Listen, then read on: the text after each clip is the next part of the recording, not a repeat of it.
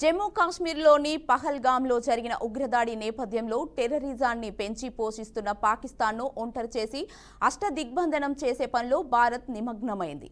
ఇందులో భాగంగా ఇప్పటికే కేంద్రం పలు నిర్ణయాలు తీసుకుంది.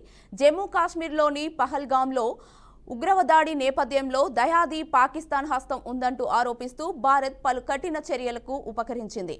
ఇందులో భాగంగా పాక్తో సింధు జలాల ఒప్పందాన్ని సస్పెన్షన్ చేస్తూ కీలక నిర్ణయం తీసుకుంది. సింధు నది జలాల్లో ఒప్పందం సస్పెన్షన్తో పాటు వాగా అట్టారీ సరిహద్దులను మూసివేయడం, పాకిస్తానీయులకు వీసాలను రద్దు చేయడం వంటి కఠిన నిర్ణయాలు తీసుకుంది. పాక్ విశ్వసనీయంగా తిరుగులేని విధంగా సరిహద్దు ఉగ్రదాడికి మద్దతివ్వడం మానుకునే వరకు 1960 నాటి సింధు జల ఒప్పందం తక్షణమే నిలిపివేయబడుతుందని కేంద్రం వెల్లడించింది.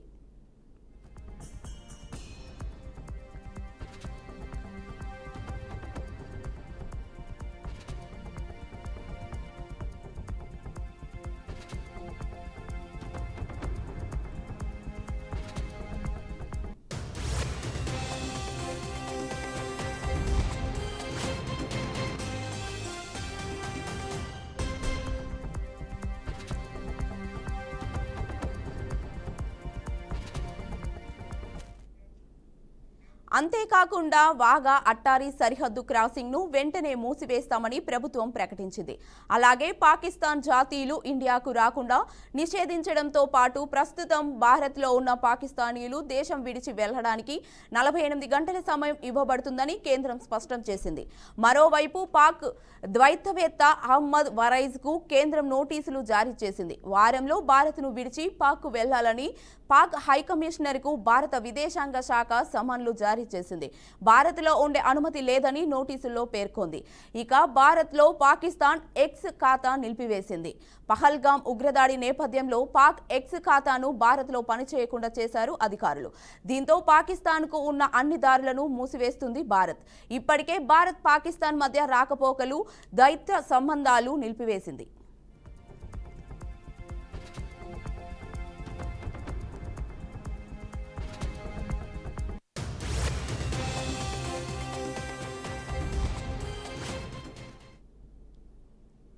ఇక ఇదిలా ఉంటే తాజాగా బీసీసీఐ కూడా రంగంలోకి దిగింది.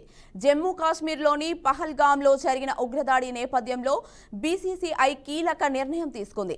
ఇకపై దాయాది పాకిస్తాన్లో భారత్ ఎలాంటి ద్వైపాక్షిక క్రికెట్ సిరీస్లు ఆడబోదని బీసీసీఐ ఉపాధ్యక్షుడు రాజీవ్ శుక్లా స్పష్టం చేశారు.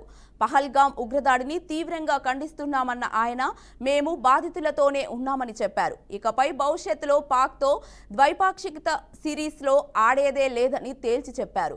కానీ ఐసీసీ ఈవెంట్ విషయానికి వస్తే దాని నిబంధనల కారణంగా మేము ఆడాల్సి ఉంటుంది. ప్రస్తుతం ఏమి జరుగుతుందో ఐసీసీకి కూడా తెలుసు అని ఆయన మీడియాతో చెప్పారు.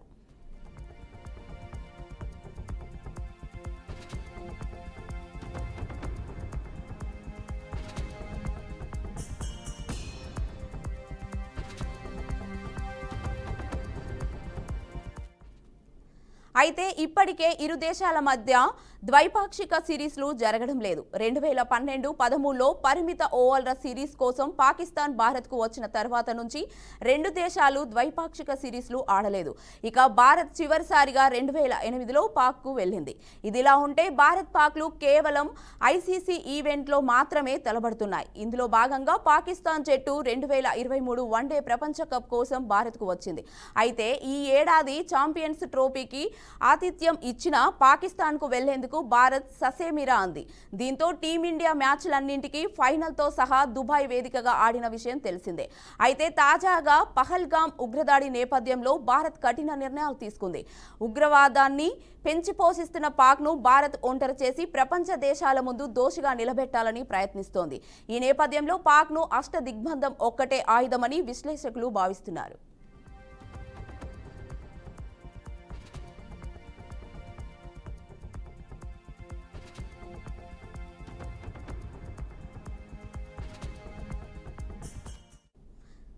ఇక ఇదే అంశంపై పూర్తి సమాచారాన్ని మా ప్రతినిధి సాగర్ అందిస్తారు. సాగర్,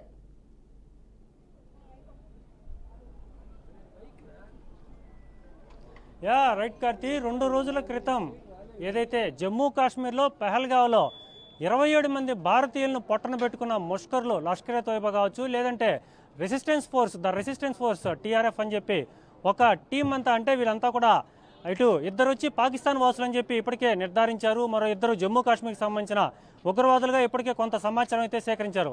మొత్తం మీద చూసుకుంటే ఒక 5 మంది ఉగ్రవాదులు 27 మంది భారతీయులను పొట్టన పెట్టుకున్నారు. ఒక నిస్సహాయ స్థితిలో కేవలం ఒక విహారయాత్రకి, ఒక మినీ స్విట్జర్లాండ్గా పిలుచుకునే పహల్గావ్కి కేవలం ఒక ట్రిప్పుగా సంతోషంగా పర్యాటకంగా వెళ్ళిన వీళ్ళ మీద, అమాయకుల మీద తోటాల్లో వర్షం కురిపించి 27 మంది ప్రాణాలను మట్టిపెట్టడంతో భారతీయులంతా కూడా ఒక్కసారిగా నిశ్చేషులు కావడంతో పాటుగా అందరూ కూడా భారతీయులంతా మేమంతా మీ కుటుంబాలకు అండగా ఉన్నామని చెప్పి వారి కుటుంబాలకు ఇప్పటికే మద్దతు తెలిపారు. భారతీయులంతా కూడా భారతీయులు ఎప్పుడు ఉగ్రవాదుల్ని సహించరు, భారతదేశంలో ప్రజలంతా ఒకటే అని చెప్పి మొత్తం భారతదేశ వ్యాప్తంగా కూడా ప్రజల్లో ఒక పెద్ద ఎత్తునైతే ఒక ఉద్యమం లాంటి పరిస్థితి ఉంది.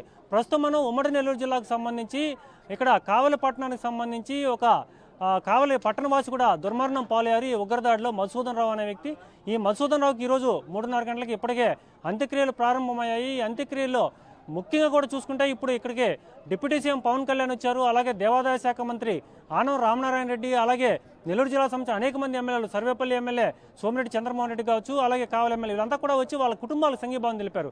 ఇవన్నీ పక్కన పెడితే ఈ మొత్తానికి ఈ ఘటనకి ప్రధానంగా పాకిస్తానే కారణం అని చెప్పి భారతదేశం ఇప్పటికే ఇంటెలిజెన్స్ కావచ్చు, కావచ్చు గుర్తించడం జరిగింది. దీనికి సంబంధించి ఇప్పటికే అనేక చర్యలు కూడా చేపట్టారు. భారతదేశ ప్రధాని నరేంద్ర మోదీ ఉన్నత స్థాయి సమీక్ష నిర్వహించారు. ఈయన దుబాయ్ పర్యటనలో ఉన్నారు. దుబాయ్ పర్యటన నుంచి అకస్మాత్తుగా నిన్న ఉదయాన్నే ఇండియాకి రావడం జరిగింది. అలాగే కేంద్ర మంత్రులు ఒక సిసిఎస్ బృందంతో, అంటే దీంట్లో నిర్మలా సీతారామన్ కావచ్చు, అలాగే దేశ రక్షణ సలహాదారు అజిత్ దోవల్ కావచ్చు, అలాగే రక్షణ మంత్రి రాజ్నాథ్ సింగ్ కావచ్చు, అలాగే అమిత్ షా కావచ్చు, వీళ్ళంతా కూడా ఒక మీటింగ్ ఏర్పాటు చేసుకున్నారు. ఈ మీటింగ్లో ముఖ్యంగా ఏదైతే పాకిస్తాన్ ఎగదోసి, ఉగ్రవాదాన్ని ఎగదోసి భారతీయుల ప్రాణాలను పొట్టన పెట్టుకుందో, ఈ పొట్టన పెట్టుకున్న పాకిస్తాన్ అయితే ఊరికే వదిలేదని చెప్పి పాకిస్తాన్ మీద కఠిన నిర్ణయాలు, కఠిన ఆంక్షలు తీసుకోవాలని చెప్పి ఈ బృందం అయితే నిర్ణయాలు తీసుకోవడం జరిగింది. ఎవరైతే ఈ ఉగ్రవాదులు భారతీయుల ప్రాణాలు తీశారో వాళ్ళని ఒకవైపు మట్టు పెట్టేందుకు పూర్తి స్థాయిలో రక్షణ రంగానికి సంబంధించిన అనేక సపరేట్ ప్రత్యేక బృందాలు వాళ్ళని గాలిస్తూనే పాకిస్తాన్కు గట్టిగా బుద్ధి చెప్పాలని చెప్పి అనేక రకాలు కూడా పాకిస్తాన్ని ఒక పూర్తి స్థాయిలో అష్టదిగ్బంధనం చేసిన పరిస్థితి చెప్పొచ్చు. ఎందుకంటే 1960లో సింధు నది జలాలు, అంటే కాశ్మీర్లో నుంచి లేదంటే హిమాలయాల నుంచి పుట్టే ఈ సింధు నది భారతదేశం గుండా, పంజాబ్ గుండా మొత్తం కూడా పాకిస్తాన్లో ప్రవహిస్తుంది. ఈ సింధు నది ద్వారా పాకిస్తాన్లో 60% నీరు, త్రాగునీరు కావచ్చు, వ్యవసాయ నీరు కావచ్చు, సస్యశ్యామల పంటలన్నీ కూడా ఈ సింధు నది ద్వారానే వెళ్తున్నాయి. సో ఈ సింధు నది జలాలు పూర్తిగా కూడా కట్టడి చేస్తూ సింధు నదిలోంచి ఒక్క డ్రాప్ కూడా నీరు పాకిస్తాన్కి వెళ్ళేది లేదు, వెళ్ళకుండా చర్యలు తీసుకోవాలని చెప్పి దీంట్లో ప్రధానంగా సింధు నది చట్టం ఒకటి ఉంది. ఎందుకంటే పాకిస్తాన్ మనం ఆనాడు ఒక చట్టం చేసుకున్నాం, ఆ చట్టాన్ని నుంచి బయట వస్తున్నామని చెప్పి ఒక నిర్ణయం తీసుకున్నారు. అలాగే అనేక ఆంక్షలు, ముఖ్యంగా కూడా వాగు సరిహద్దు ఉంది, భారత్ పాకిస్తాన్ మధ్యలో చెక్ పోస్ట్ ఒకటి ఉంటుంది. ఏదైనా భారతీయులు పాకిస్తాన్ ఈ చెక్ పోస్ట్ కూడా అటు ఇటు వెళ్ళాల్సి ఉంటుంది. సో ఈ పూర్తిగా కూడా ఈ వాగు సరిహద్దును మూసివేయడం జరిగింది. అలాగే ముఖ్యంగా కూడా ఎంబసీస్ ఏదైతే భారతదేశానికి సంబంధించి కావచ్చు, పాకిస్తాన్కి సంబంధించి దౌత్యవేత్తలు, ప్రధానంగా 2 దేశాల మధ్య దౌత్యం అనేది చాలా ఇంపార్టెంట్. ఈ దౌత్యవేత్తలకు సంబంధించి భారతదేశంలోని ఢిల్లీలో పాకిస్తాన్కి సంబంధించిన 45 మంది వరకు అనేక రంగాలు, అంటే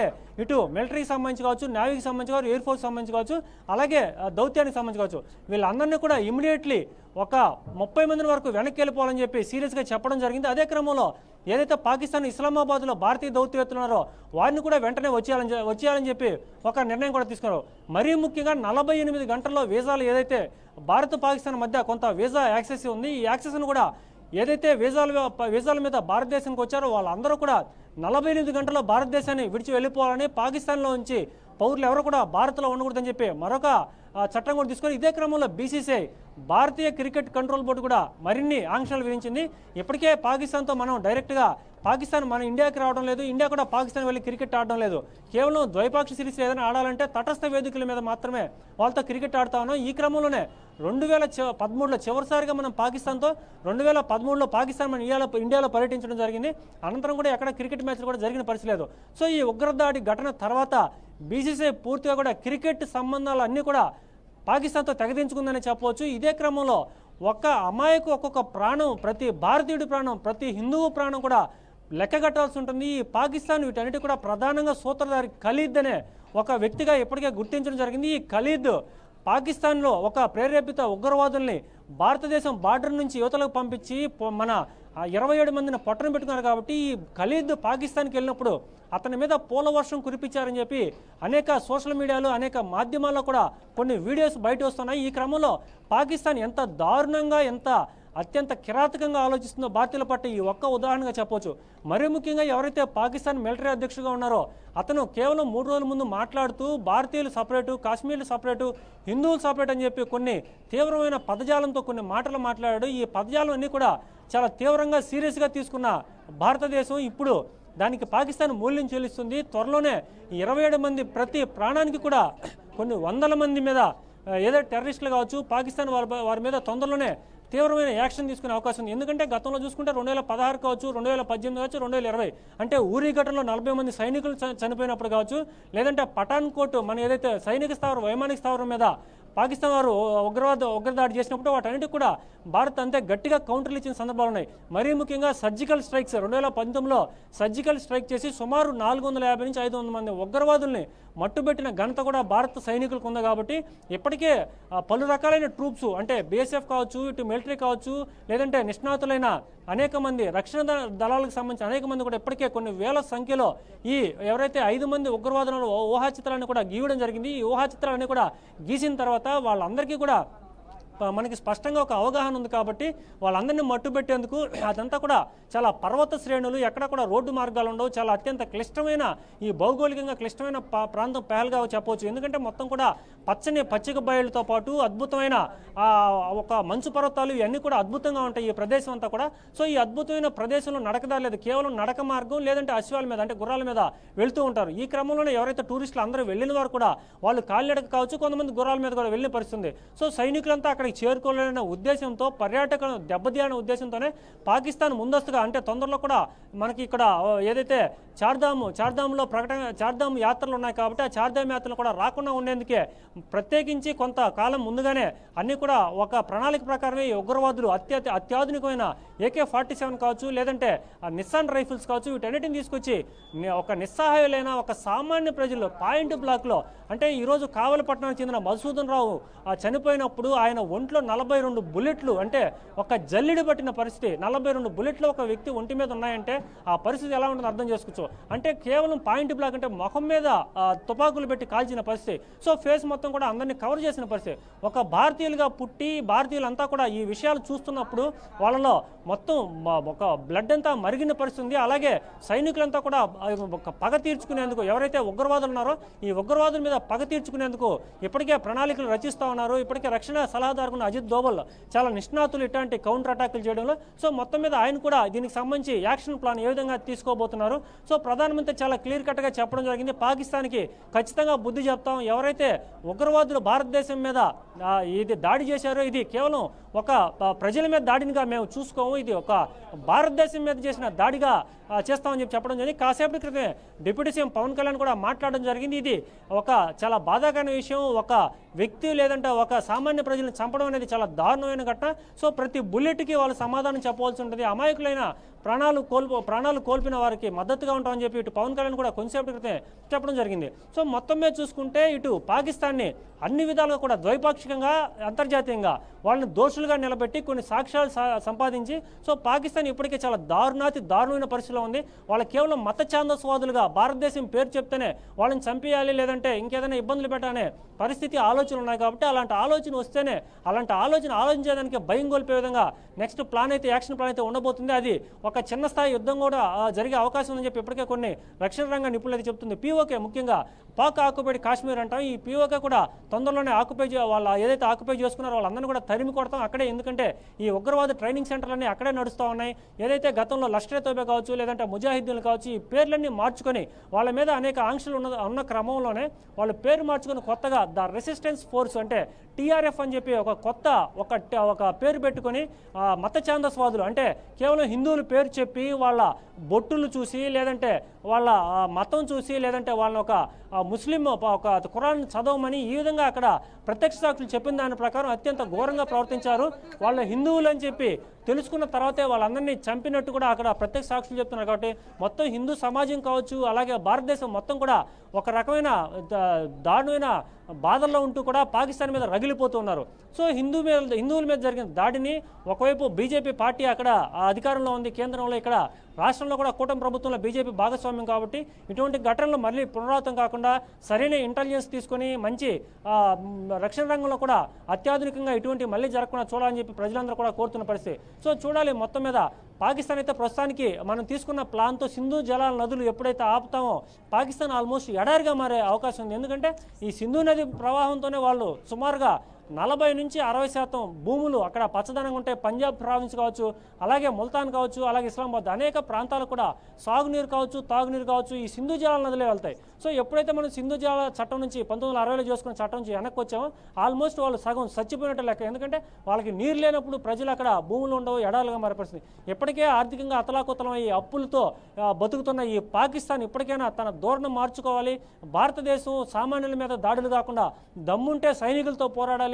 ఏదైనా యుద్ధం చేయాలంటే యుద్ధం ఆయుధంతో చేయాలి, కానీ ఒక నిస్సహాయులైన ఒక మానవుల మీద ఈ యుద్ధాలు చేయడం ఏంటని చెప్పి ఇప్పటికే తీవ్రమైన ప్రపంచంతో కూడా ఖండించింది దీన్ని. ఇటు అమెరికా కావచ్చు, అలాగే అన్ని దేశాలు కూడా, ఇటు ఇజ్రాయెల్ కావచ్చు, మన మిత్ర దేశాలు జపాన్ కావచ్చు, ఆస్ట్రేలియా కావచ్చు, జర్మనీ కావచ్చు, ఆ దేశాధినేతలు అందరూ కూడా ఎక్స్ వేదికగా లేదంటే ఇతర సామాజిక మాధ్యమాల్లో భారత్కు మద్దతుగా సపోర్టుగా నిలిచారు. అందరూ కూడా ఈ ఉగ్రవాదులు ప్రపంచానికే పెనుముప్పుగా మారారు. కాబట్టి ఉగ్రవాద చర్యలను ఖండిస్తున్నాం. ఈ ఉగ్రవాదానికి పాల్పడి ఎవరినైనా కూడా భారత్ తీసుకునే చర్యలకి మేము అండగా ఉంటామని చెప్పి ఇప్పటికీ అమెరికా కూడా చెప్పింది. సో భారత్ తొందరలోనే ఒక యాక్షన్ ప్లాన్తో ముందుకు రాబోతోంది. అది ఏ విధంగా రాబోతుంది, పాకిస్తాన్ మీద ఏ విధంగా అటాక్ చేయబోతుంది అంటే పాకిస్తాన్ దేశం మీద నేరుగా అటాక్ చేయకపోయినా కూడా కొంత సైనిక ఏదైతే ఇప్పుడు రష్యా దీని మీద రష్యా ఇప్పుడు ఏదైతే చేస్తూ ఉందో ఆ విధంగానే ఒక సైనిక చర్య అయితే ఖచ్చితంగా రష్యా ఉక్రెయిన్ మీద చేసినట్టే భారతదేశం కూడా కొంత సైనిక చర్య చేసి ఈ పీఓకేని ఆక్యుపైడ్ కాశ్మీర్ని మొత్తం కూడా స్వాధీనం చేసుకుని ఈ ఉగ్రమూకలను అన్నింటినీ కూడా సర్వనాశనం చేసి అందరినీ కూడా భారతీయులకు జరిగిన ఈ ఘోరాన్ని అయితే దానికి బదులు తీర్చుకోవాలని చెప్పి అయితే పరిస్థితులు అయితే ఎదురు చూస్తున్న పరిస్థితి ఉంది. చూడాలి మొత్తం మీద కీర్తి ఏ విధంగా ఇప్పుడు ప్రస్తుతానికైతే పాకిస్తాన్ మొత్తం అష్టదిగ్బంధనం చేసిన పరిస్థితి నెలకొంది. Okay, right, thank you Sagar.